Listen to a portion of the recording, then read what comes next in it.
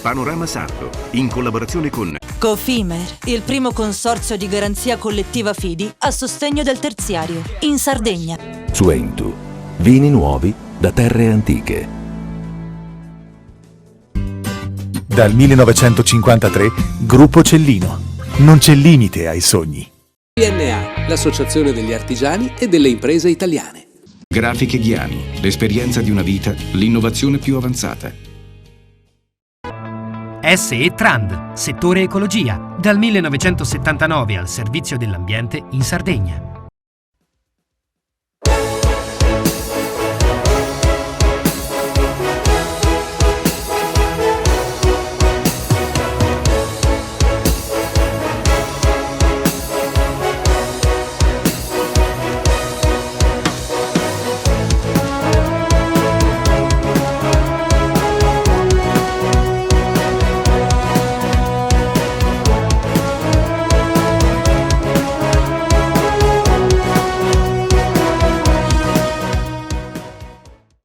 E siamo in apertura di un nuovo appuntamento con Panorama Sardo e partiamo dagli uffici della CNA, la Confederazione Nazionale degli Artigiani, con Francesco Porcu, che è il segretario regionale, per analizzare insieme l'ultimo report di maggio che riguarda gli appalti che vedono la Sardegna tra le 6 regioni che hanno raddoppiato la spesa, mentre il numero degli stessi appalti è diminuito in maniera importante. Cosa succede, Porcu?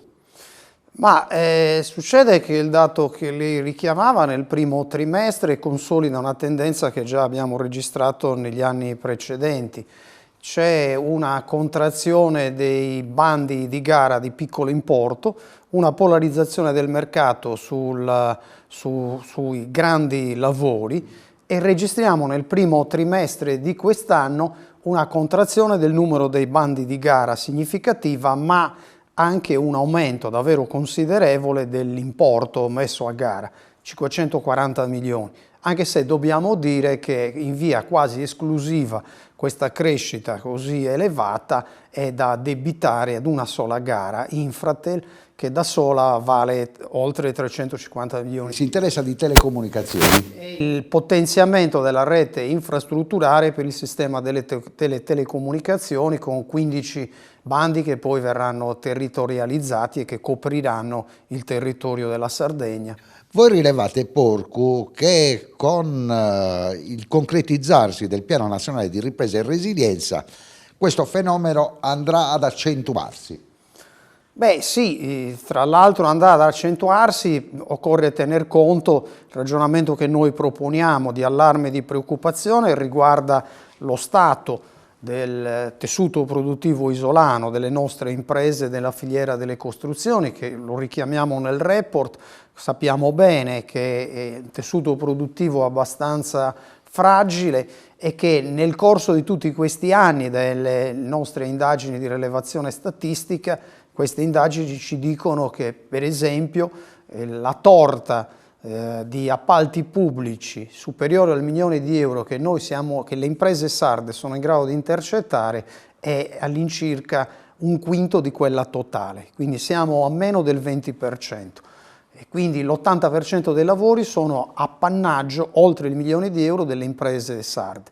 E siccome, se la tendenza del mercato è questa, di una concentrazione verso le maxi gare, è evidente che è una tendenza che tenderà a crescere e che vedrà inevitabilmente le imprese isolane tagliate fuori dai grandi appalti pubblici, e il PNRR a cui lei faceva riferimento giocherà una partita davvero fondamentale, perché nei prossimi anni sono attesi in Sardegna miliardi di euro nel settore infrastrutturale.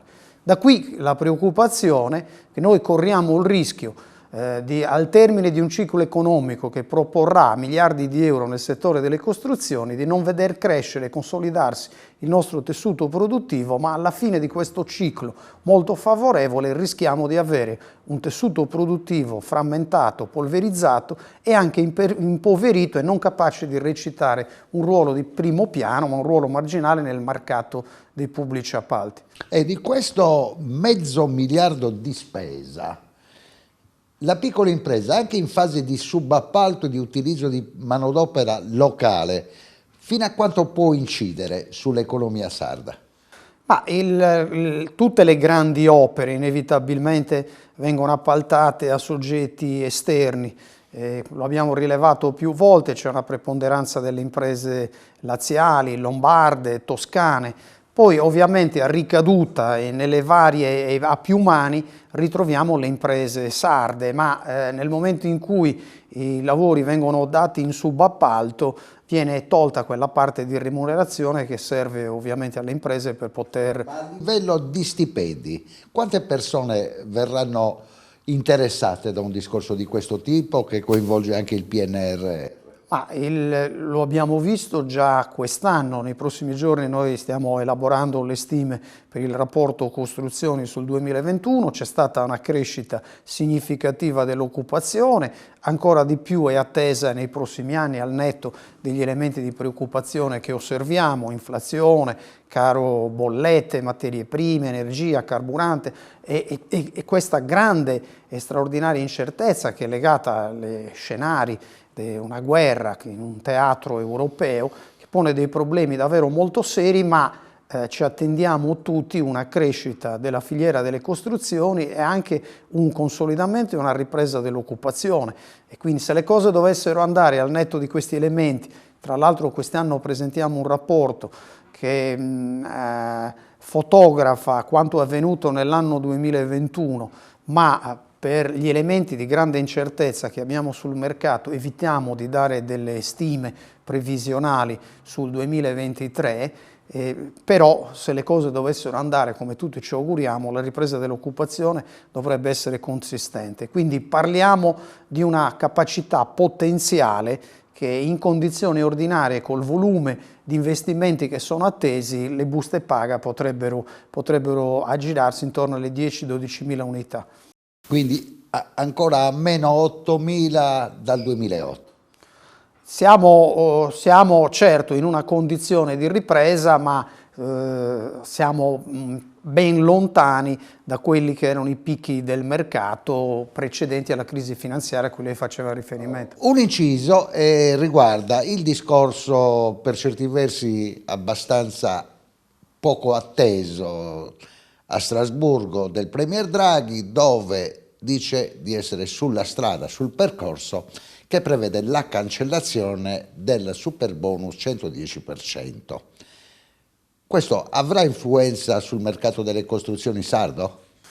Ma il superbonus ha avuto un effetto di trascinamento molto forte e quindi gli va, come dire, addebitata in termini meritori la crescita del settore dello scorso anno. Adesso quel sistema sta andando a regime.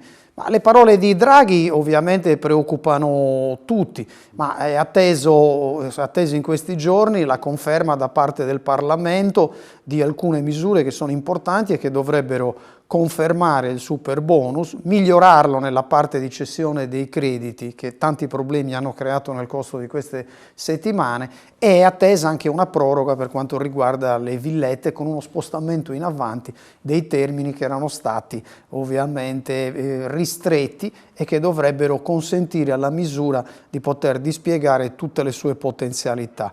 E quindi al netto di queste dichiarazioni che ci preoccupano, però registriamo una volontà di tutte le forze politiche di mantenere la misura e di poterla rafforzare in alcuni di quegli elementi di criticità che ho segnalato, e ci auguriamo che il Parlamento persegua e vada avanti su questa volontà.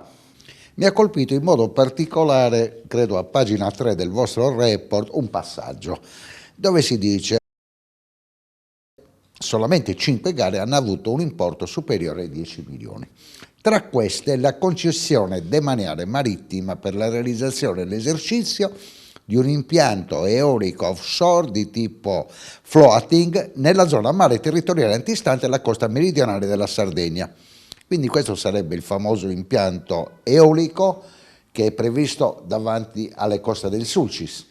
Quella previsione è quella, se poi ovviamente nel rapporto, nella parte di comparazione che noi facciamo sul volume di gare e di importo, ovviamente stralciamo quegli importi e non li consideriamo per rendere la comparazione più rispondente al dato effettivo di realtà. È un fatto concreto qui. È un fatto concreto, sono decine le istanze che stanno arrivando in regione di questo tipo e quindi vedremo gli sviluppi perché il tema, come sappiamo, è un tema straordinariamente attuale. Si parla di torri eoliche alte 60 metri come un palazzo di 30 piani. Tutto questo va letto rispetto alla situazione che abbiamo e al tentativo che i paesi come il nostro stanno compiendo di diversificare, quindi di accelerare questa fase di diversificazione dell'energia e quindi necessariamente dobbiamo affidarci anche a questi strumenti se vogliamo in tempi stretti sostituire, perché questa pare la volontà, il gas e il petrolio russo. E diversamente rischiamo ovviamente di creare degli elementi davvero di criticità molto forte alla ripresa e al consolidamento dell'economia. Di certo gli ambientalisti non accoglieranno a braccia aperte un discorso di questo tipo sul mare della Sardegna. Ma io credo che fatte le debite valutazioni, e si tratta ovviamente di dislocare questi impianti sono a 20 km da là, a una distanza e quindi non avrebbero di fatto nessun impatto.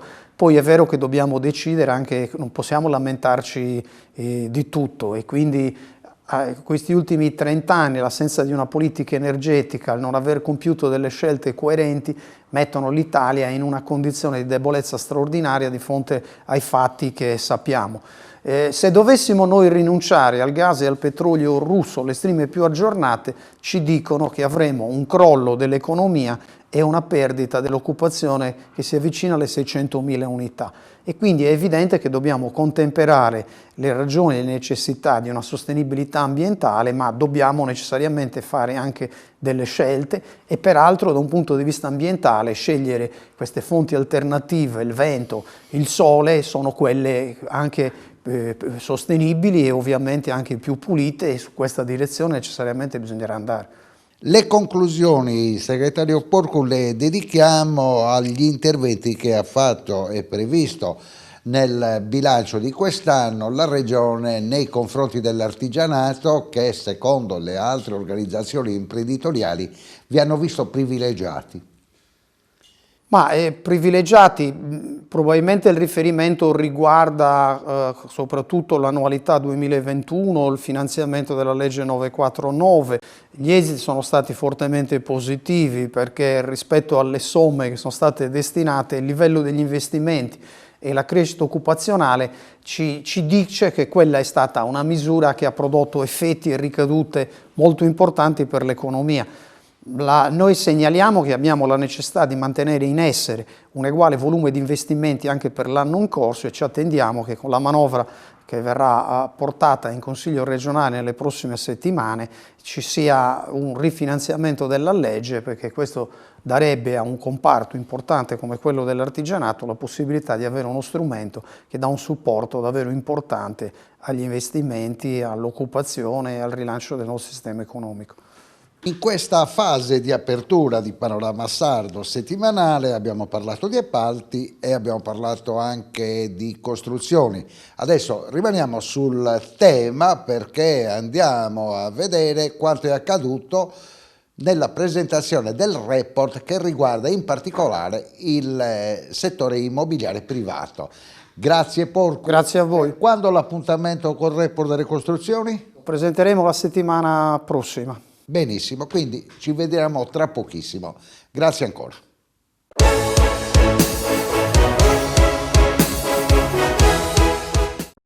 Cofimer, consorzio di garanzia collettiva Fidi, dal 1977 a sostegno del terziario. Il partner migliore nella ricerca di finanziamento più adatto a voi e nella trattativa per ottenere un fido alle migliori condizioni. Cofimer, il primo consorzio di garanzia collettiva Fidi a sostegno del terziario, in Sardegna.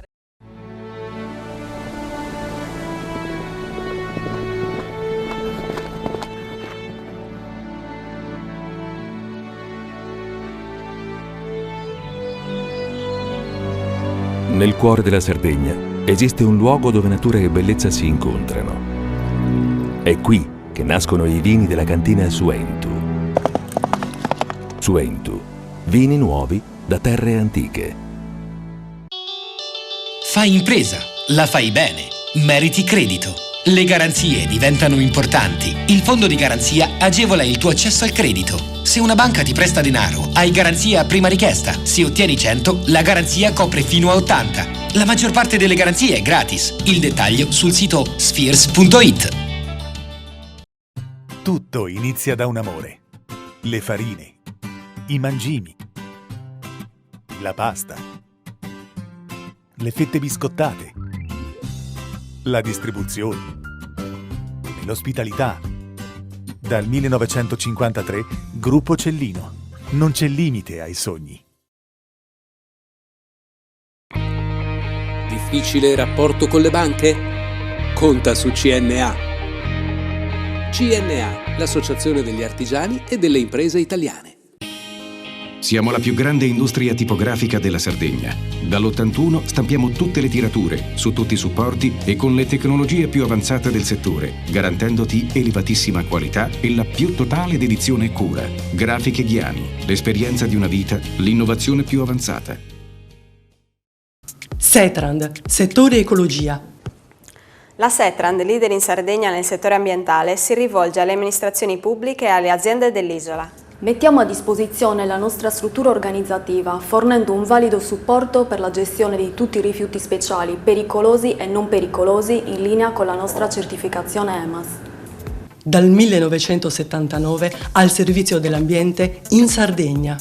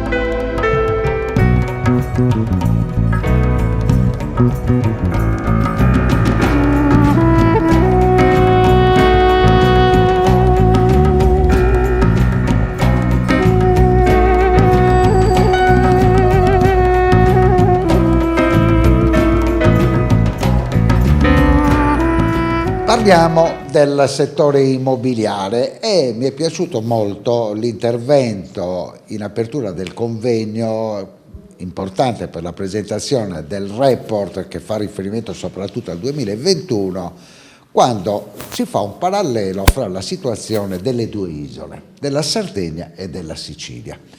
Qui scopriamo che in Sardegna 1,5 milioni di abitanti, 1200 agenti immobiliari.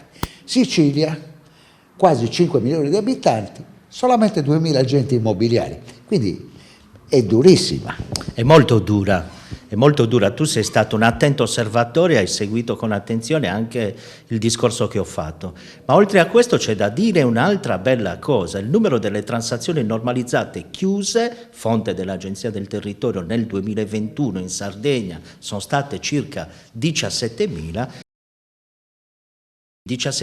con 1250 agenti immobiliari per tutta la Sardegna. In Sicilia stiamo parlando di circa 40.000 numero di transazioni normalizzate per 2.000 e poco più di 2.000 agenti immobiliari. È una situazione che ci fa riflettere, e non poco, perché comunque è una situazione che noi analizziamo per il proseguo della nostra attività professionale, che come hai potuto vedere in questo convegno è ben rappresentata, oltre che dai vertici istituzionali, mi onoro di essere uno di loro, anche dall'Associazione dei consumatori sempre presente ai nostri convegni. Altro particolare, di questi 1200 agenti immobiliari sardi, 600 sono iscritti a Cagliari e gli altri 600 a Sassari, solamente poco più di 100 a Nuoro. Allora, Valerio, Sassari sono 619 e tra l'altro rappresenta un importante numero, anche se il numero delle transazioni normalizzate per la provincia di Sassari nell'arco del 2021 è decisamente più basso rispetto a quello di Cagliari. Tant'è vero che Cagliari rappresenta come numero di posizioni attive, quindi codice Ateco 68.31 che rappresenta il codice identificativo delle agenzie immobiliari, Cagliari ne rappresenta circa 525, gli altri 111 sono rappresentati dalla provincia di Nuoro. Un altro particolare e importante, 40 anni di professione di Marco Mainas, da anni vicepresidente nazionale della federazione, ma quello che è accaduto nell'ultimo periodo non era mai accaduto. Aste per l'acquisto di un immobile. Allora, hai toccato un altro tasto importantissimo, Valerio, ed è un piacere essere intervistati da te perché sei anche abbastanza aggiornato per ciò che riguarda il nostro settore. Portiamo e dobbiamo prestare molta attenzione sulle aste perché sarà il bacino dal quale dovremo attingere per poter poi proporre sul mercato questi immobili. Così come ho detto nella mia relazione, nella penisola già si avverte un attimino una contrazione di mercato legata al fatto che gli scambi commerciali o perlomeno gli immobili offerti in vendita comincino a scarseggiare e scarseggiando l'immobile in vendita comincia effettivamente a cambiare l'inversione di tendenza. Se da prima avevamo il mercato nelle mani degli acquirenti, oggi, e tra non molto, ma dobbiamo prestare la massima attenzione, ecco perché è importante seguire anche il settore delle aste, il mercato potrebbe andare nuovamente nelle mani dei venditori. Quindi l'importanza anche del prodotto delle aste è un'importanza fondamentale o non chiaramente, mi correggo, non fondamentale ma importante da seguire per poter poi proporre al consumatore, che deve essere sempre comunque fortemente tutelato dalla nostra categoria, un prodotto che sia all'altezza di quelle che sono le loro aspettative. Tanti immobili all'asta è indice di grave crisi economica. E a questo punto chiedo, la situazione degli immobili commerciali in Sardegna. Allora, noi abbiamo analizzato il mercato residenziale perché purtroppo il mercato commerciale, è brutto dirlo, ma è fermo e continua ad essere stagnante, fatta eccezione per quegli immobili commerciali che possono essere poi modificati in appartamenti. Vorrei ricordare un particolare. Prima ti dicevano comprati un locale commerciale che l'investimento della tua vita lo metti a reddito e ti darà sicuramente delle grandi soddisfazioni economiche. Oggi l'immobile commerciale è un immobile che rischia effettivamente un deprezzamento tale che non ne vale assolutamente la pena comprarlo per metterlo a reddito. Quindi il mercato, ma questo è una conseguenza anche dalla situazione economica, tante imprese in crisi, tante aziende chiuse, l'abbiamo detto, la crisi che ha portato anche a immettere sul mercato tanti immobili all'asta, al punto di inflazionare anche il mercato con tanti immobili all'asta. In apertura di trasmissione con il segretario regionale della Confederazione Nazionale Artigiani abbiamo parlato anche di costruzioni e ci siamo soffermati sul grande problema che è nato dopo l'intervento del Premier Draghi a Strasburgo, questo 110% super bonus che aveva rianimato tutti i settori, ormai è diventato una nuvola cupa che riguarda tutto il settore, anche il vostro. Diciamo che è sfuggito di mano. perché effettivamente qualcuno, il 110%, che io ritengo sia un qualcosa che ha veramente rivoluzionato anche il mercato e ha dato vita anche a quelle imprese che comunque vedevano in quel momento dei momenti di grande sofferenza. Però giustamente se qui torniamo al discorso dell'italiano, l'italiano è sempre un po' poco attento e poco accorto e dico, è brutto dirlo, anche talvolta cerca di approfittare di determinate situazioni. A che cosa si è assistiti? Mi pare che ne avessimo parlato già in un'altra trasmissione tempo fa, Valerio, e abbiamo assistito praticamente all'incremento dei prezzi in un modo esagerato, cioè lavori che magari prima concludevi con 100.000 euro oggi si vedono con il discorso del 110 e con lo sconto in fattura incrementati del 100% addirittura. Quindi è brutto che venga messo da parte, però allo stesso tempo è giusto che vengano effettuati dei controlli per vedere un attimino di controllare non tanto quelle aziende serie, perché nel mercato ci sono tante aziende serie che seguono i lavori, li fanno bene e anche con i prezzi diciamo adeguati, però un controllo specialmente per quelle aziende che non seguono scrupolosamente il tutto. E ogni anno alla presentazione del record di FIMA è presente il presidente nazionale Santino Taverna. Come AINAS abbiamo parlato del settore immobiliare in Sardegna, vediamo qual è la situazione, Presidente, a livello nazionale. Va da sé che ci sono stati in questi anni tutta una serie di eventi che hanno influito sul comparto immobiliare, dove la federazione ha diciamo il maggior numero di associati e di rappresentanti. Oggi la federazione rappresenta circa 13.000 imprese a livello nazionale, di cui più di 12.000 che si occupano del comparto immobiliare. Quindi abbiamo avuto prima la crisi dei mercati finanziari, che hanno sicuramente influito sia nel numero delle compravendite che sui valori commerciali degli immobili. In una fase di ripresa lenta e sofferta siamo arrivati alle 600.000 compravendite per poi ritrovarci con il coronavirus, con una pandemia che ha riportato tutti all'interno delle proprie abitazioni, quindi dei lockdown che hanno impedito diciamo, la relazione con la clientela. Questo ha influito sicuramente anche sul numero delle compravendite.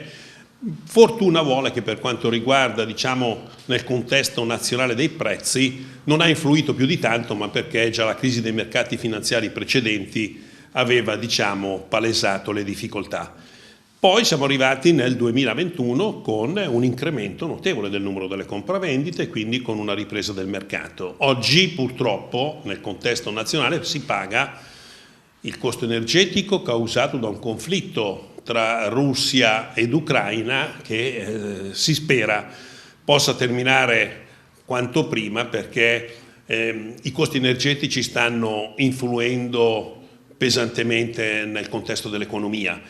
Noi siamo propositivi come operatori, speriamo però che si possa ritornare a svolgere normalmente questa attività che in questo momento comunque paga lo scotto di un ulteriore rallentamento. Guardando al futuro, guardando al dopo l'estate, ci sarà una ripresa del vostro mercato? Ma la pandemia ha fatto nascere tutta una serie di esigenze che si erano sopite negli anni passati. Per esempio la reclusione dei lockdown, di rimanere nella propria casa, ha fatto emergere delle necessità che magari prima non si tenevano in considerazione. La casa era il luogo dove la sera si rientrava per andare a dormire e quindi non c'era la necessità del balcone, del giardino, di un terrazzo, che sono invece delle necessità che si sono palesate, e questo ha animato il mercato nel 2021 per esempio. C'è stato la pandemia per esempio, ha alimentato anche l'utilizzo in maniera più massiccia della tecnologia. Il rapporto con la clientela non era più fattibile l'incontro di persona e quindi si utilizzava lo strumento digitale per mantenere i rapporti con i fruitori dei nostri servizi. Ma questi elementi sono rimasti anche nel momento in cui diciamo, è ritornato una sorta di normalità. Oggi possiamo tranquillamente interagire con la clientela, e abbiamo però anche il vantaggio, per esempio, di dettato da alcuni aspetti dei lockdown.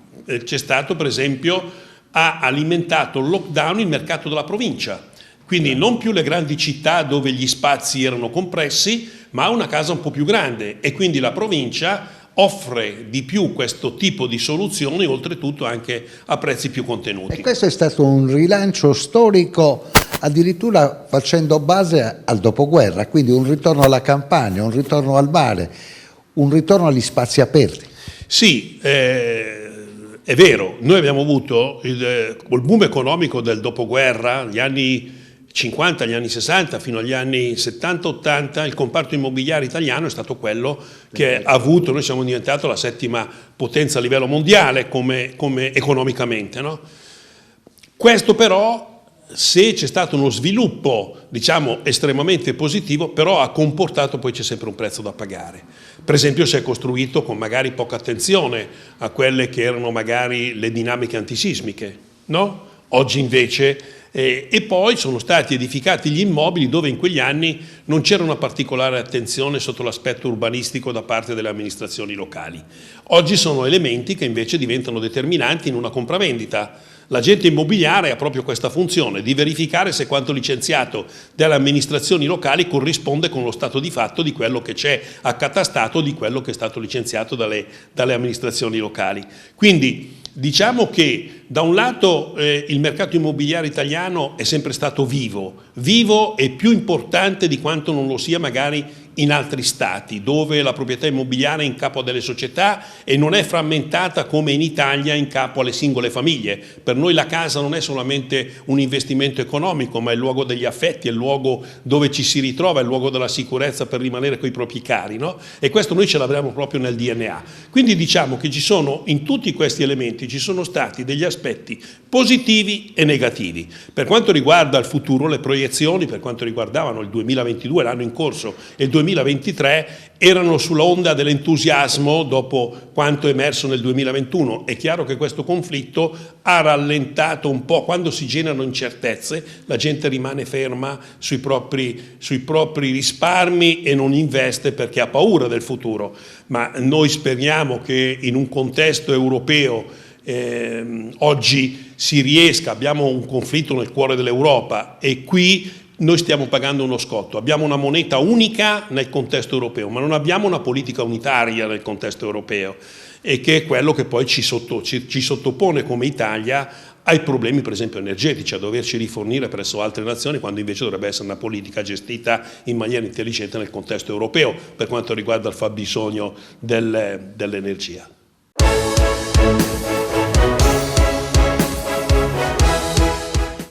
Cofimer, consorzio di garanzia collettiva Fidi, dal 1977 a sostegno del terziario. Il partner migliore nella ricerca di finanziamento più adatto a voi e nella trattativa per ottenere un fido alle migliori condizioni. Cofimer, il primo consorzio di garanzia collettiva Fidi a sostegno del terziario, in Sardegna.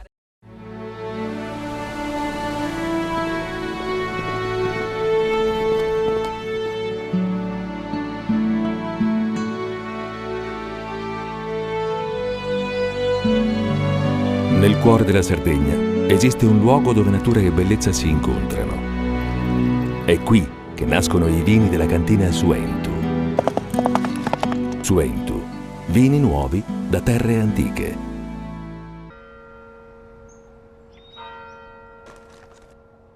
E tu? Filiere Ghinisesi. È nata la pasta Ercole.0, l'unica di filiera sarda al 100%, certificata dal grano alla tavola. Scopri il nuovo gusto Cellino nel tuo supermercato di fiducia.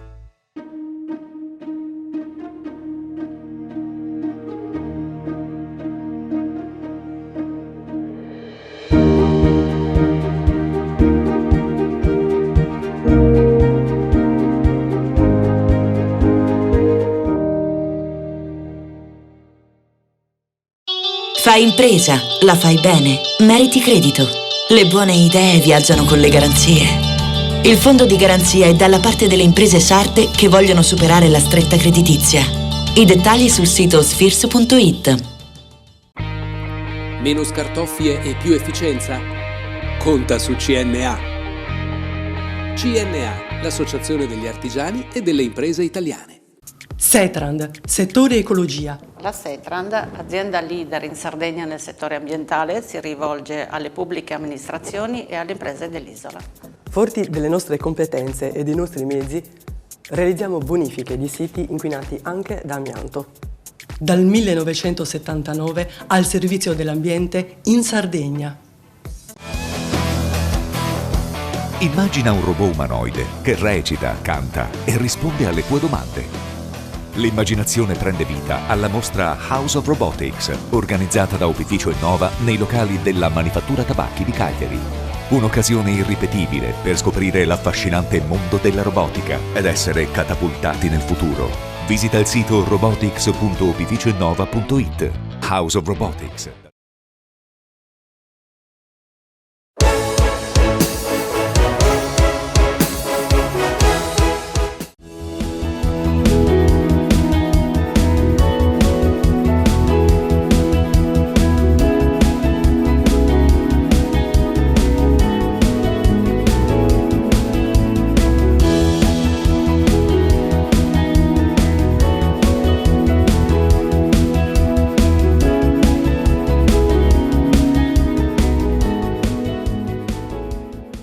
È una bellissima serata di inizio estate e chiedo al mio amico Patrick Recosens se sarà una bellissima estate anche per il turismo sardo. Sarà sicuramente una bellissima stagione, siamo partiti da inizio maggio con dei numeri che ci riportano al 2019.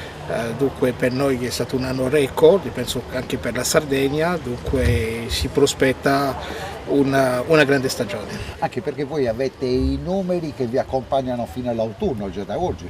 Sì, diciamo è quello che noi chiamiamo prenotazione sul libro, on the book, come dicono gli anglosassoni. Dunque tu hai un confronto tra quello che è stato fatto l'anno scorso, gli anni precedenti a stessi periodi e ti permette di valutare l'andamento. Diciamo che noi se oggi vogliamo prendere delle cifre reali delle prenotazioni fatte su tutti i nostri segmenti individuale, congressuale e altro, siamo un 18% più alto dell'anno scorso e siamo quasi al 2019, dunque ci manca un 1%, cosa che è niente perché sicuramente con il last minute di luglio-agosto questo numero lo supereremo sicuramente. Parliamo di sicurezza.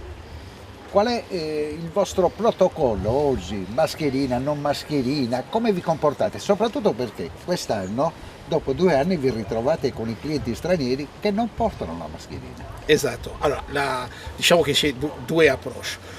Noi per quanto riguarda il personale, che è la cosa la più importante per l'azienda, manteniamo i protocolli come l'anno primi, vuol dire distanziazione, la mascherina, l'utilizzo del gel, all'interno della struttura per tutto quello che è un po' la sicurezza che diamo ai clienti, la sanificazione delle camere, la distanziazione tra materassi, piscina, spiaggia, la sanificazione di questi elementi, dunque questo lo manteniamo.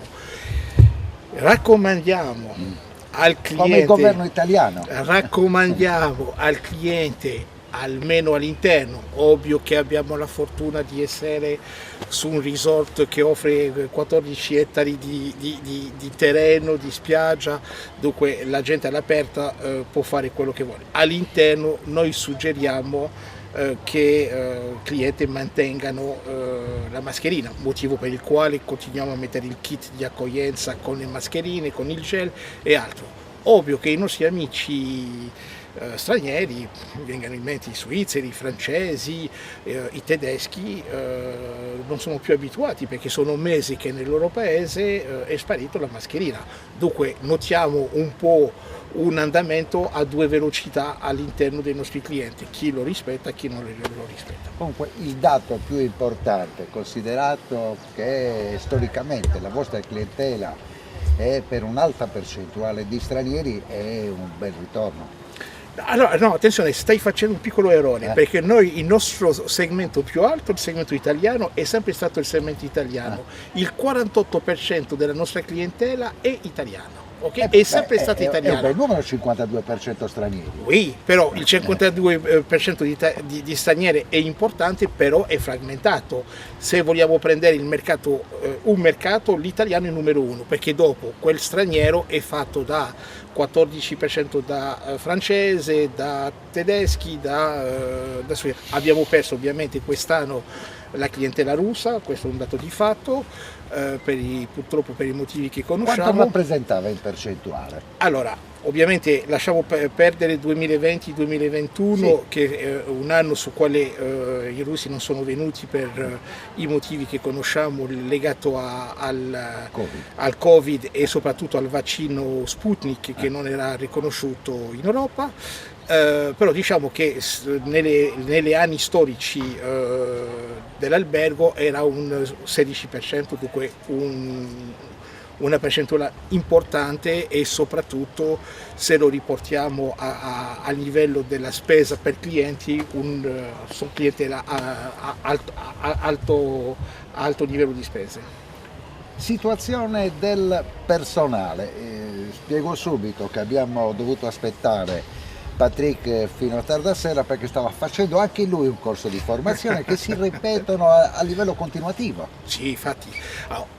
La bella cosa di questo mestiere è che non si ferma di imparare, perché è un mestiere che è in piena evoluzione, perché sono cambiati i gusti di clienti, sono cambiate le loro esigenze, sono cambiati il nostro modo di lavorare, l'online non esisteva 10 anni fa, il revenue management non era quello che è oggi, dunque ti devi tenere aggiornato. Ovvio che questo va per la direzione, i capiservizi, però va anche per il personale, sui basic del nostro mestiere, però anche su tutte queste nuove tecnologie o tecniche che sono apparse nel nostro mestiere. Dunque è fondamentale, è un elemento importante per noi questa formazione, anzi direi che è quasi un elemento anche di fidelizzazione del nostro personale, perché la gente percepisce questo asset in più per fare una progressione di carriera, imparare e essere sempre informato dalle nuove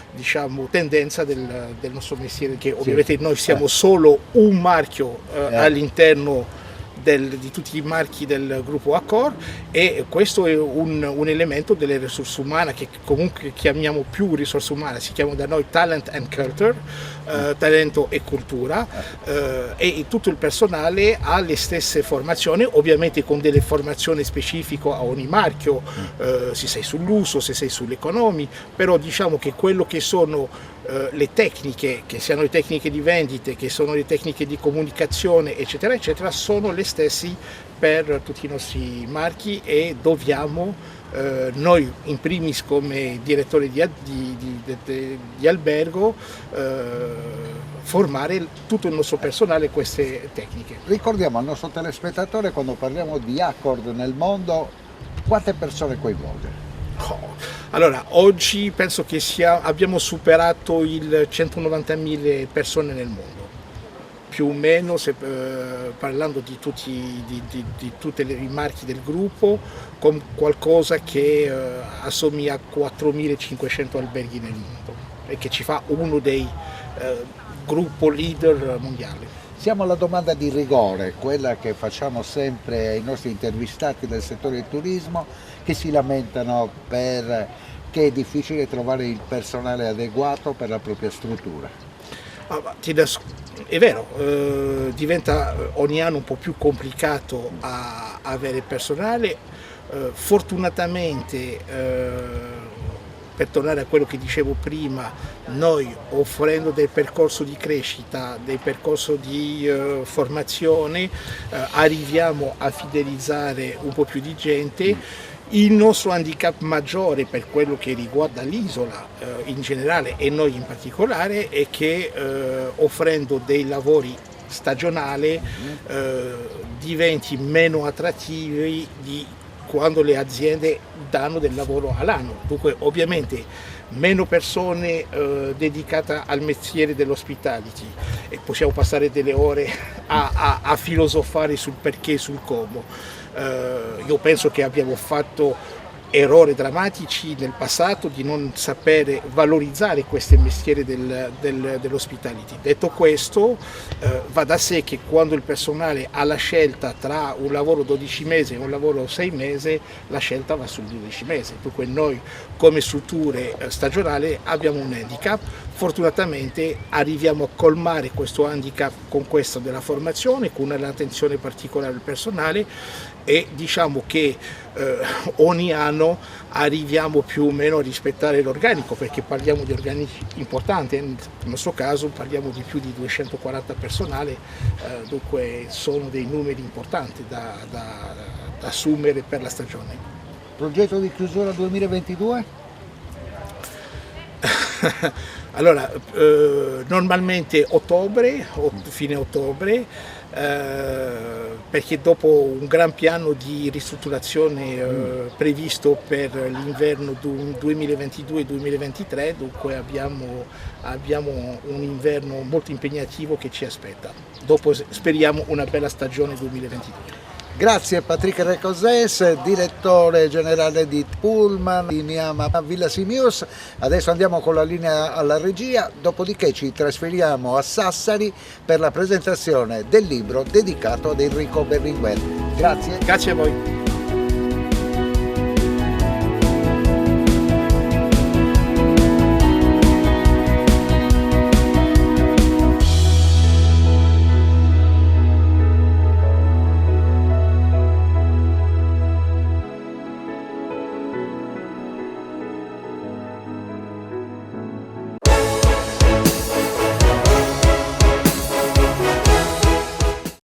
Cofimer, consorzio di garanzia collettiva Fidi, dal 1977 a sostegno del terziario. Il partner migliore nella ricerca di finanziamento più adatto a voi e nella trattativa per ottenere un fido alle migliori condizioni. Cofimer, il primo consorzio di garanzia collettiva Fidi a sostegno del terziario, in Sardegna.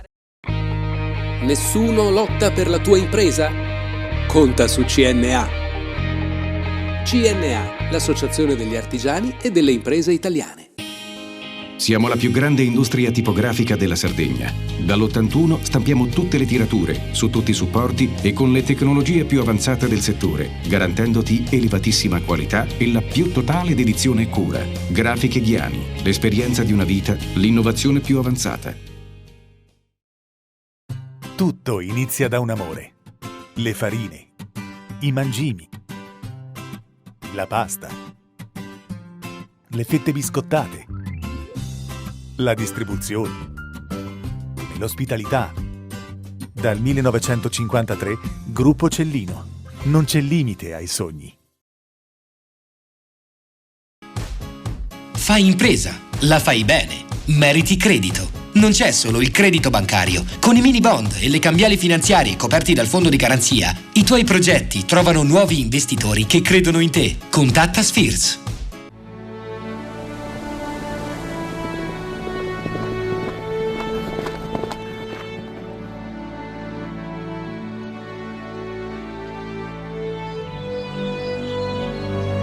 Nel cuore della Sardegna esiste un luogo dove natura e bellezza si incontrano. È qui che nascono i vini della cantina Suentu. Suentu, vini nuovi da terre antiche. Setrand, settore ecologia. Grazie agli impianti innovativi ed al costante sviluppo tecnico recuperiamo oltre il 70% dei rifiuti da noi gestiti. Dal 1979 al servizio dell'ambiente in Sardegna. Immagina un robot umanoide che recita, canta e risponde alle tue domande. L'immaginazione prende vita alla mostra House of Robotics, organizzata da Opificio Innova nei locali della Manifattura Tabacchi di Cagliari. Un'occasione irripetibile per scoprire l'affascinante mondo della robotica ed essere catapultati nel futuro. Visita il sito robotics.opificioinnova.it. House of Robotics.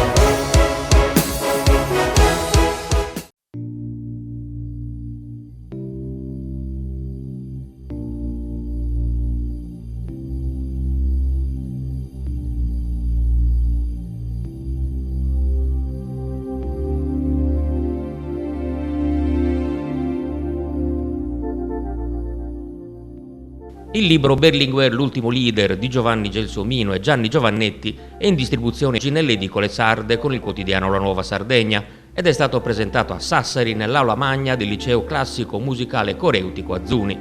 Una scelta non casuale, perché fu proprio in questa scuola che il grande leader politico sassarese, per 12 anni segretario nazionale del Partito Comunista Italiano, si diplomò nel lontano 1940. A fare gli onori di casa sono stati il direttore della Nuova Antonio Di Rosa e il giovane scrittore sardo Matteo Porru, vincitore del premio Campiello, che hanno dato il via al vario programma, con interventi degli autori e degli studenti, mentre in videocollegamento Walter Veltroni, politico e scrittore, anche gli autori di un libro su Berlinguer, lo ha ricordato introducendo la proiezione di un docufilm biografico. I vari momenti sono stati alternati da alcune esibizioni musicali degli alunni. A 38 anni dalla sua morte, Enrico Berlinguer resta una delle figure politiche più amate della sinistra italiana. Nato a Sassari nel 1922, si iscrisse al PC nel 1943 e l'anno dopo si trasferì a Roma per diventare segretario prima della FIGC, poi dello stesso PC nel 1972. Nel 1973 propose il famoso compromesso storico per una collaborazione con l'allora Democrazia Cristiana di Aldo Moro e nel 1981 produsse l'altrettanto noto strappo con l'Unione Sovietica, passando alla cosiddetta terza via. Morì l'11 giugno 1984 a Padova per un'emorragia cerebrale provocata da un ictus che lo colse qualche giorno prima durante un comizio. Il prossimo 25 maggio, giorno esatto della sua nascita, sarà ricordato sempre a Sassari all'Università, alla presenza del Presidente della Repubblica Sergio Mattarella. L'idea di questo libro nasce perché qui c'è un giornale che è molto radicato sul territorio. C'è una scuola che ha lavorato con il nostro giornale e ha fatto dei progetti straordinari e che quest'anno capita il centenario della nascita di un figlio di Sassari, di uno dei più illustri, che si chiamava Enrico Berlinguer. Ecco, nasce da questi tre elementi, la cui virtuosa congiunzione ha fatto sì che noi progettassimo di mettere insieme questi tre valori, diciamo, la scuola, un giornale che è presentissimo e un personaggio che è nel cuore di milioni di italiani. Che la cultura non sta attraversando un momento eccezionale. In questo caso abbiamo voluto ricordare uno dei cittadini sassaresi più illustri, insomma, uno dei politici più amati sicuramente dagli italiani, un politico che parlava di onestà, insomma, quindi quasi una mosca bianca nel mondo della politica per come la stiamo conoscendo negli ultimi tempi. Enrico Berlinguer. Sono 100 anni dalla sua nascita, quasi 40 anni dalla sua morte, ma dobbiamo dire che ci manca tantissimo. E quindi ha fatto bene la Nuova Sardegna a proporre questo libro, a riproporlo questo libro, con alcune aggiunte e qualche novità, tipo l'intervista alla figlia, molto interessante. Noi facciamo i giornalisti e diamo informazioni, però dobbiamo anche curare la formazione della gente, far conoscere a chi non li conosce i personaggi importanti di questa terra. Enrico Berlinguer è uno di questi.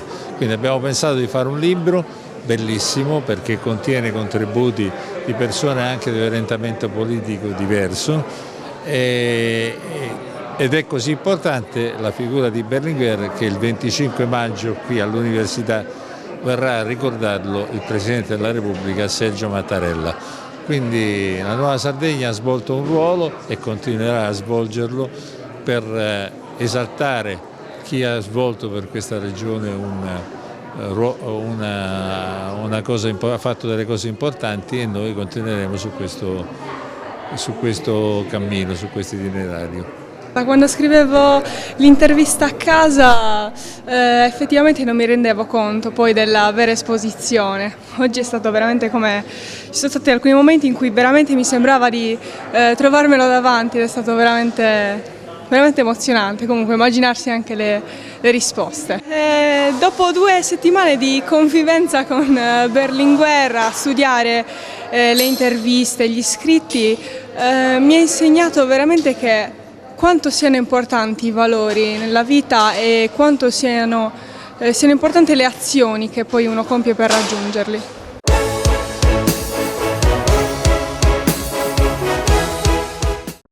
Cofimer, consorzio di garanzia collettiva Fidi, dal 1977 a sostegno del terziario. Il partner migliore nella ricerca di finanziamento più adatto a voi e nella trattativa per ottenere un fido alle migliori condizioni. Cofimer, il primo consorzio di garanzia collettiva Fidi a sostegno del terziario, in Sardegna.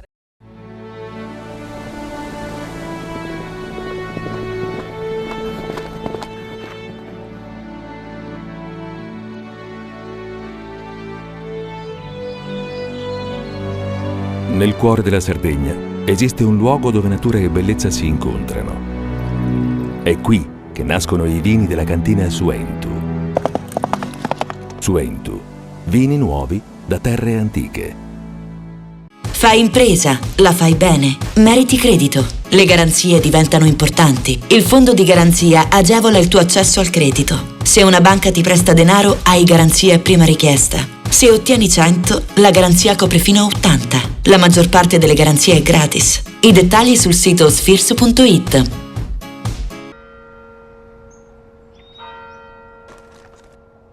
E tu? Filiere Guinisesi. È nata la pasta Ercole.0, l'unica di filiera sarda al 100%, certificata dal grano alla tavola. Scopri il nuovo gusto cellino nel tuo supermercato di fiducia.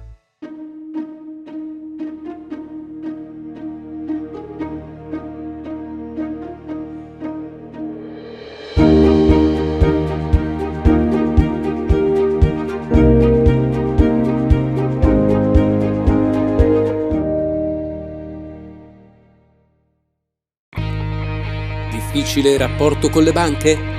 Conta su CNA.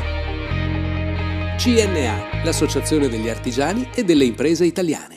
Setrand, settore ecologia. Siamo in grado di attivare il pronto servizio ecologico in caso di emergenze con potenziale contaminazione delle matrici ambientali. Dal 1979 al servizio dell'ambiente in Sardegna. Immagina un robot umanoide che recita, canta e risponde alle tue domande. L'immaginazione prende vita alla mostra House of Robotics, organizzata da Opificio Innova nei locali della Manifattura Tabacchi di Cagliari. Un'occasione irripetibile per scoprire l'affascinante mondo della robotica ed essere catapultati nel futuro. Visita il sito robotics.opificioinnova.it. House of Robotics.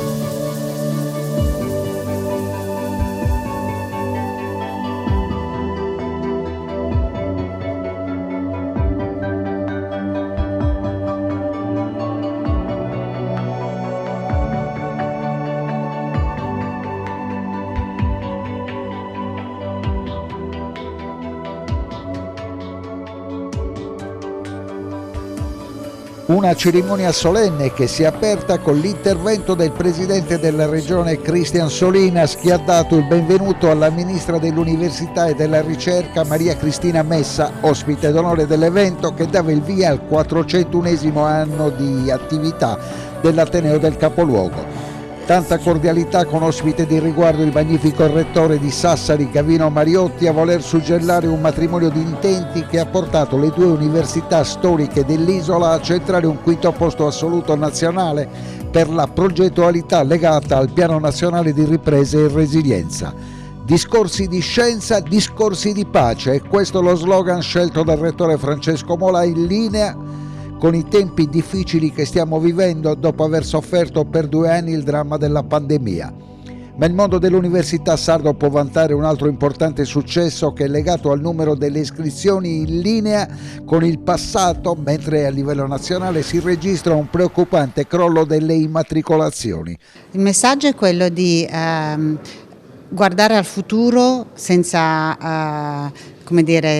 tralasciare questo presente così impegnativo. È un presente impegnativo perché noi vorremmo aprire più corsi, avere più studenti, dare più possibilità agli studenti e quindi anche avere un rafforzamento dell'università, inclusa ovviamente l'Università di Cagliari e l'Università della Sardegna, proprio per portare qui o trattenere i giovani che hanno molto, che devono puntare sul loro futuro. E il messaggio quindi è quello di una grande responsabilità.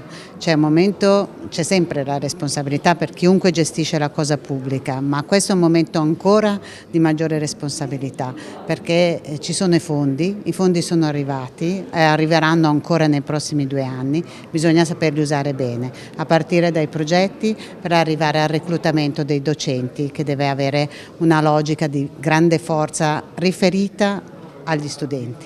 Ci sono, secondo me, e ci sono sempre state dei punti di forza dell'Università sarde che sono conosciute in tutto il mondo, a seconda delle aree, ognuno ha delle aree di specializzazione naturalmente. La Sardegna secondo me è una terra che si presta bene alle esperienze internazionali, perché comunque la devi raggiungere, che la raggiungi dall'Italia o dalla Spagna o dalla Francia non cambia molto e quindi secondo me bisogna dare più valorizzazione a delle forze che so che ci sono, che si basano ovviamente sull'aspetto scientifico e sull'aspetto della ricerca, perché comunque l'attrattività che può dare la ricerca, il sistema della ricerca anche vicino all'industria è la forza di una regione. Questa è un'isola che ha il record di abbandono scolastico. Questa è la cosa per cui secondo me bisogna dare delle prospettive più forti, perché è una terra bella dove si vive bene, è un posto dove si vive bene, quindi bisogna fare in modo che non ci sia questo abbandono e per fare questo devi ovviamente dare delle prospettive di lavoro e delle opportunità di lavoro, ma anche dare la possibilità di avere una varietà nelle scelte formative adeguate ai tempi. In legge di bilancio abbiamo previsto fondi di ricerca sia per la ricerca fondamentale, il Fondo Italiano per la Scienza, sia per la ricerca delle scienze applicate, il Fondo Italiano Scienze Applicate, e queste a regime saranno di 250 milioni di euro ciascuna, una è già partita fra l'altro. Poi abbiamo aumentato il fondo di finanziamento ordinario dell'università, che serve sia per reclutare formatori ma ovviamente in base alle ricerche, quindi è sempre molto legato alla ricerca, e abbiamo aumentato il fondo ordinario degli enti di ricerca e stiamo cercando di rilanciare il CNR, quindi c'è un grandissimo impegno che io penso viene anche stabilizzato, perché la cosa importante è sì usare adesso per esempio i fondi del PNRR, ma poi prevedere cosa succede dopo, e quindi abbiamo fatto in modo che alla fine di questo periodo del PNRR si riparta da lì, non si ritorni indietro. A proposito di PNRR, un piccolo record della Sardegna: gli Atenei di Cagliari e Sassari insieme alla banca, al Banco di Sardegna e alle Camere di Commercio sono arrivati al 5° posto assoluto in termini di progettualità legata al Piano Nazionale di Ripresa e Resilienza. L'ho detto che ci sono delle risorse in questa terra, risorse umane, capacità e competenze assolutamente competitive. Bisogna dare le opportunità per essere competitivi e questo direi che l'abbiamo fatto anche nel nostro settore della ricerca e dell'università, negli ecosistemi territoriali della ricerca. La Sardegna ha dato prova di essere capace di affrontare qualsiasi progetto. L'inaugurazione è sempre un momento solenne e in questo periodo di guerra abbiamo scelto un tema non da poco, discorsi di scienza e discorsi di pace, proprio perché riteniamo che nella comunità accademica il dibattito deve essere sempre forte e vivo su dove va l'umanità, il futuro, anche con il progresso della scienza. Un'ultima cosa, Rettore, con la Ministra abbiamo sottolineato il fatto di questo successo degli Atenei sardi in termini di progettualità. Avrei dovuto parlare anche del fatto che siete riusciti a conservare gli stessi numeri in un momento di grande difficoltà per tutti gli Atenei italiani.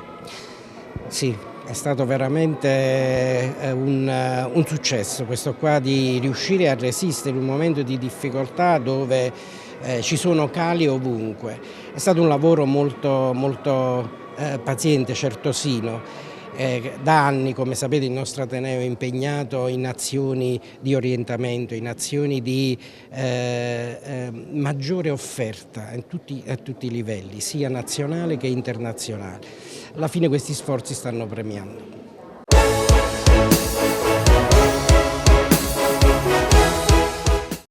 Cofimer, Consorzio di Garanzia Collettiva Fidi, dal 1977 a sostegno del terziario. Il partner migliore nella ricerca di finanziamento più adatto a voi e nella trattativa per ottenere un fido alle migliori condizioni. Cofimer, il primo consorzio di garanzia collettiva Fidi a sostegno del terziario, in Sardegna.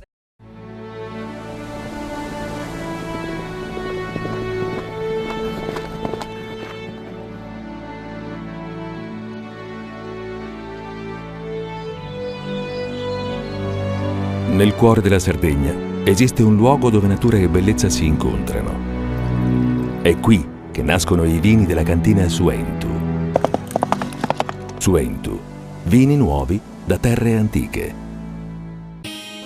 Siamo la più grande industria tipografica della Sardegna. Dall'81 stampiamo tutte le tirature, su tutti i supporti e con le tecnologie più avanzate del settore, garantendoti elevatissima qualità e la più totale dedizione e cura. Grafiche Ghiani, l'esperienza di una vita, l'innovazione più avanzata. Tutto inizia da un amore. Le farine, i mangimi, la pasta, le fette biscottate, la distribuzione e l'ospitalità. Dal 1953, Gruppo Cellino. Non c'è limite ai sogni. Meno scartoffie e più efficienza? Conta su CNA. CNA, l'associazione degli artigiani e delle imprese italiane. Fai impresa, la fai bene, meriti credito. Le garanzie diventano importanti. Il fondo di garanzia agevola il tuo accesso al credito. Se una banca ti presta denaro, hai garanzia a prima richiesta. Se ottieni 100, la garanzia copre fino a 80. La maggior parte delle garanzie è gratis. I dettagli sul sito sfirso.it. Setrand, settore ecologia. La Setrand, leader in Sardegna nel settore ambientale, si rivolge alle amministrazioni pubbliche e alle aziende dell'isola. Mettiamo a disposizione la nostra struttura organizzativa, fornendo un valido supporto per la gestione di tutti i rifiuti speciali, pericolosi e non pericolosi, in linea con la nostra certificazione EMAS. Dal 1979 al servizio dell'ambiente in Sardegna. Immagina un robot umanoide che recita, canta e risponde alle tue domande. L'immaginazione prende vita alla mostra House of Robotics, organizzata da Opificio Innova nei locali della Manifattura Tabacchi di Cagliari. Un'occasione irripetibile per scoprire l'affascinante mondo della robotica ed essere catapultati nel futuro. Visita il sito robotics.opificioinnova.it. House of Robotics.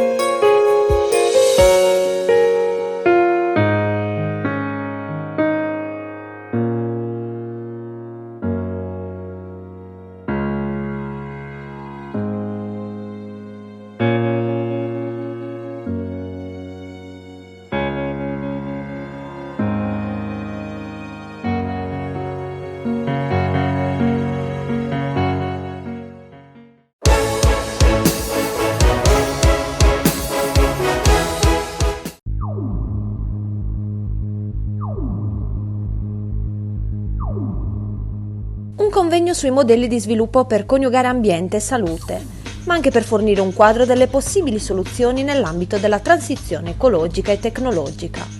L'ha promosso l'Associazione Medici per l'Ambiente Sardegna presso il Caesars Hotel di Cagliari. Il compito di ISDE Sardegna è quello di utilizzare e dare conto delle migliori ricerche scientifiche sul legame tra processi di combustione delle fonti fossili e la salute, dibattere sul presente e futuro energetico della Sardegna e mediante focus su biodiversità e salute, antibiotico resistenza e sue ricadute sanitarie, fornire strumenti di conoscenza degli operatori sanitari e non, nell'informare e sensibilizzare la cittadinanza su tali importanti e gravi problematiche.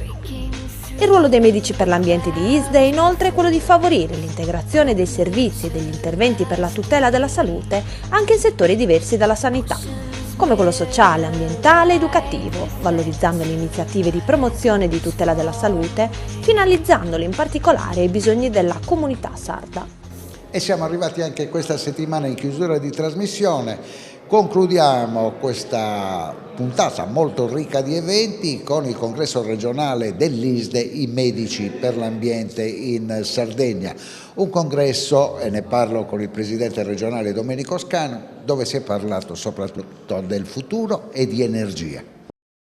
Sì, quest'anno l'abbiamo incentrato proprio sul tema di quale energia e quali modelli di sviluppo e luoghi di vita per la salute di oggi e del futuro, partendo da quello che è lo stato dell'arte, della situazione ambientale, sanitaria e sociale, nonché economica sarda, che si inserisce in un contesto molto più ampio e oggi particolarmente dibattuto e vissuto intensamente, come è l'emergenza climatica ed energetica implementata anche dalla guerra in Ucraina.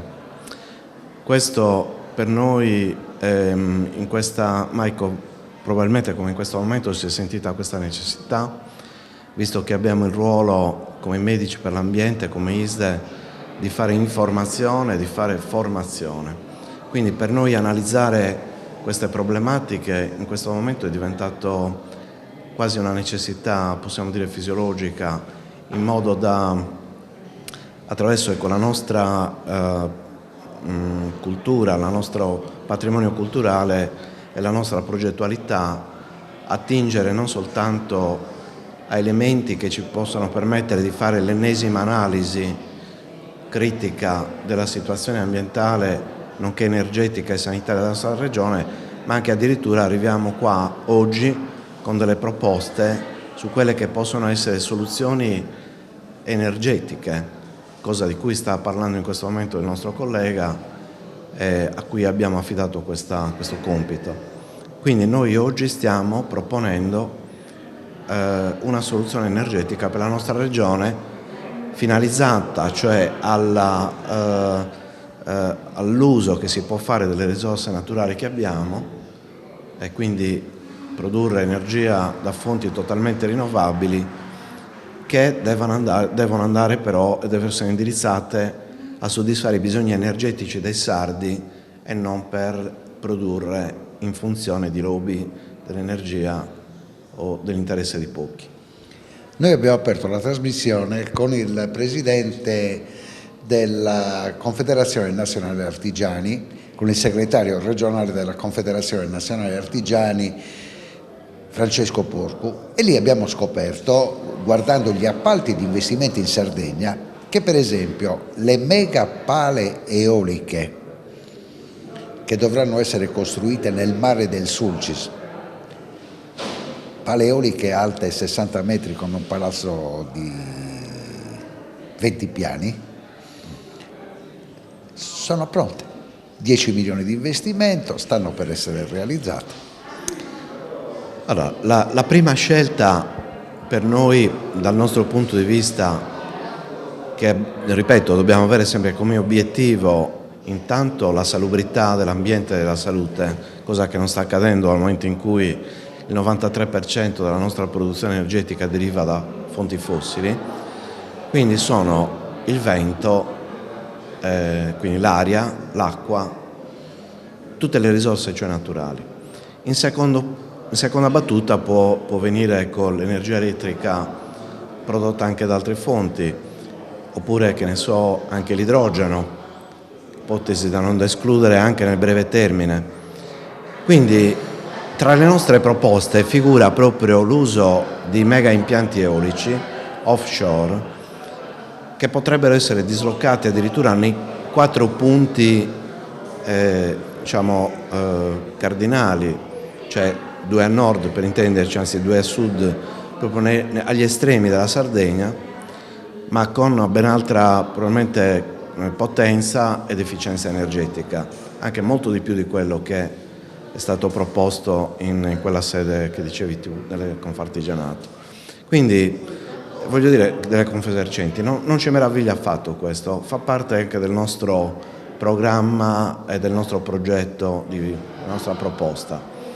Cioè quello che noi dobbiamo eliminare sicuramente sono tutte le fonti di combustione che, per chi non lo sapesse, hanno una ricaduta fondamentale dal punto di vista sociale, sanitario nonché economico, ma siccome tutte le scelte imprenditoriali, industriali in genere vengono fatte esclusivamente con uno scopo speculativo, economico, finanziario e non si tiene mai conto di quelli che sono i costi esterni, che sono in realtà i costi sulla salute di quel tipo di scelta, noi siamo qua per ribadire questo concetto, ma ripeto anche per proporre soluzioni direi piuttosto innovative che magari la prevalenza delle persone, ma anche dico a livello istituzionale, non si aspettano.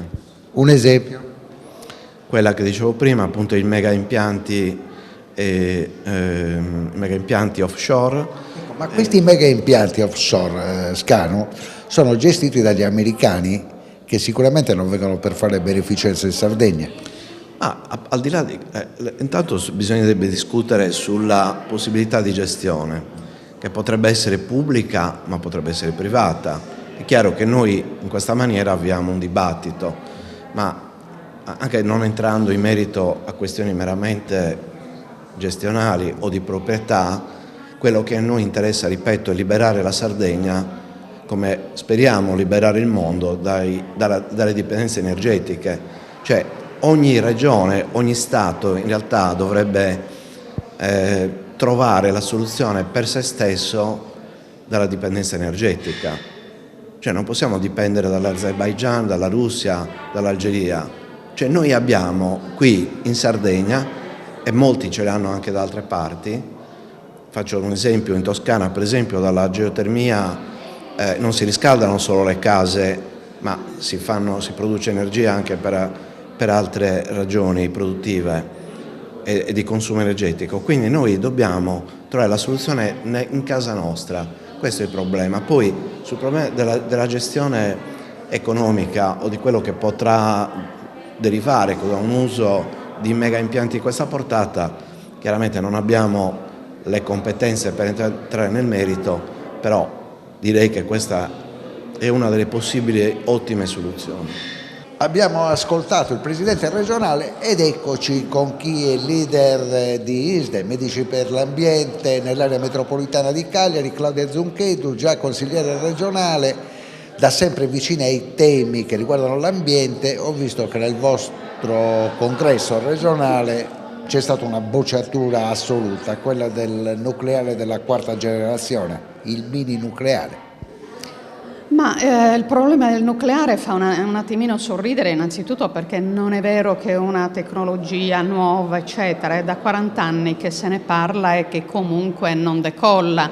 Però a prescindere da questo problema, oggi ci sono delle emergenze da affrontare. L'emergenza non è trovare soluzioni alla crisi energetica europea e magari cercando nuovi fornitori, visto che Putin rischia di chiudere i rubinetti. Quindi non è quello che noi vogliamo. Questo direi che non è secondario, è da escludere. Questa è un'occasione in cui si pone il problema di interrompere la dipendenza energetica dalle fonti fossili. Per cui il problema per l'Europa non è tanto andare a cercare nuovi fornitori in giro per il mondo, fra l'altro come stanno facendo, contattando anche governi di stati profondamente instabili e inaffidabili, per cui il problema non lo risolverà mai l'Algeria fornendo il gas metano, anche perché hanno già dichiarato che è una risorsa assolutamente a scadenza e che una famiglia su 2 algerine vive col gas metano e che l'industria algerina viene alimentata col gas metano, quindi già loro dichiarano che è una risorsa che a loro serve, che è limitata e che difficilmente potranno anche rispettare quelli che sono gli impegni internazionali. Quindi in tutte le lingue si sta dicendo che bisogna cambiare direzione. E a dircelo a chiare lettere è l'emergenza e la crisi climatica. Lì noi dobbiamo fare i conti. È la crisi climatica che ha visto nel giro, cioè dalla fase della preindustrializzazione ad oggi, ha visto un incremento della temperatura del pianeta di quasi 1 grado centigrado. Siamo sugli 85-86%. Quindi già questo dato, cioè questo riscaldamento della Terra che appare minimo, ha già prodotto grandi catastrofi. E noi stiamo vedendo quello che sta succedendo, i disastri ambientali, le malattie nuove che prima non c'erano e soprattutto assistiamo a queste grandi migrazioni di massa e sono popoli che si spostano. Allora il pianeta non ce la fa più. E quindi per risolvere il problema del pianeta bisogna ridurre la CO2. La CO2 la riduciamo solo ed esclusivamente se noi facciamo la scelta di passare dal fossile a quelle che sono le fonti rinnovabili. Non c'è altra soluzione. Quindi sul fatto che Putin minacci l'Europa di chiudere il rubinetto del gas è molto marginale. Ma almeno il prossimo inverno ci vedrà tutti coinvolti. Ma questo senza ombra di dubbio, però a quando iniziare davvero il processo di passaggio a quelle che sono le rinnovabili? Tenete conto di una cosa che lo sapete sicuramente molto bene, che la risorsa maggiormente diffusa in tutta la Terra è il Sole.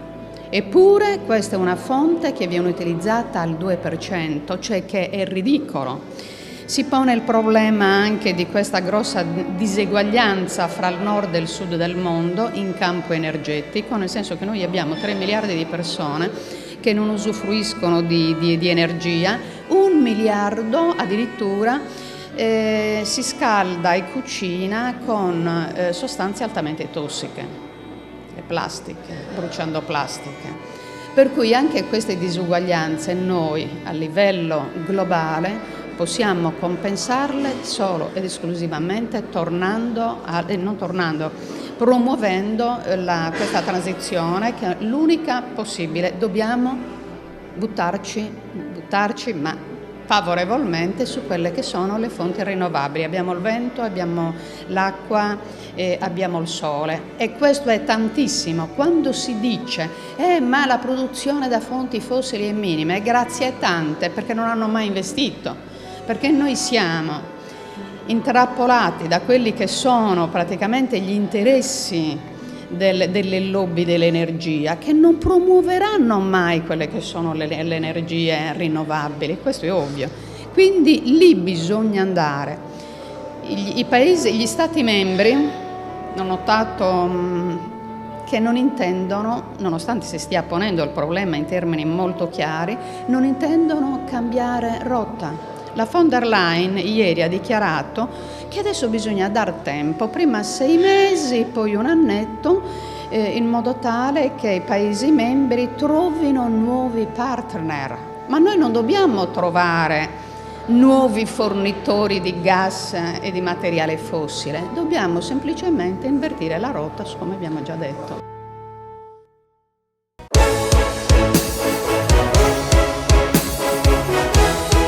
Suentu, vini nuovi da terre antiche. Dal 1953, Gruppo Cellino. Non c'è limite ai sogni. PNA, l'associazione degli artigiani e delle imprese italiane. Grafiche Ghiani, l'esperienza di una vita, l'innovazione più avanzata. SE Trand, settore ecologia, dal 1979 al servizio dell'ambiente in Sardegna.